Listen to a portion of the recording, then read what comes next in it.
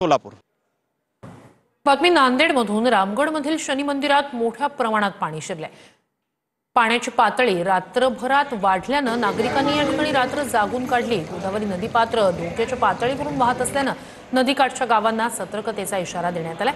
विष्णुपुरी प्रकल्पाचे 16 दरवाजे उघडण्यात आलेत. गोदावरी नदीला पूर आलाय. याचा आढावा घेतलाय आमच्या प्रतिनिधीने. मराठवाड्यातील छत्रपती संभाजीनगर, बीड, जालना यासह इतर जिल्ह्यात सुरू असलेल्या जोरदार पावसाचा फटका नांदेड शहरावर सुद्धा बसताना आपण पाहतोय. विष्णुपुरी प्रकल्पाचे तब्बल 16 दरवाजे उघडण्यात आले, त्यामुळे गोदावरी नदी जी आहे ती धोक्याची पातळी ओलांडताना आपल्याला पाहायला मिळते. आता मी नांदेड शहरातील रामघाट शनी मंदिर परिसरात आहे. आपण बघतोय त्या मंदिरात जे आहे ते मोठ्या प्रमाणात पाणी शिरायला सुरुवात झाली. अक्षरशः काही प्रमाणात जे आहे ते पाणी सुद्धा या मंदिरात शिरल्याचं चित्र आपल्याला पाहायला मिळतं. ज्या पद्धतीनं गोदावरी नदी पात्राचं पाणी पातळीत वाढ होत आहे, त्यामुळे जे आहे ते नागरिकांच्या मनात सुद्धा भीतीचं वातावरण आपल्याला पाहायला मिळतं.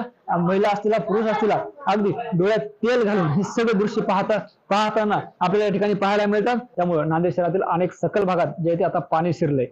त्यामुळे प्रशासनाने सुद्धा या सगळ्या नागरिकांना सतर्कतेचा इशारा दिला आहे. ज्ञानेश्वर लोंढे, TV9 मराठी.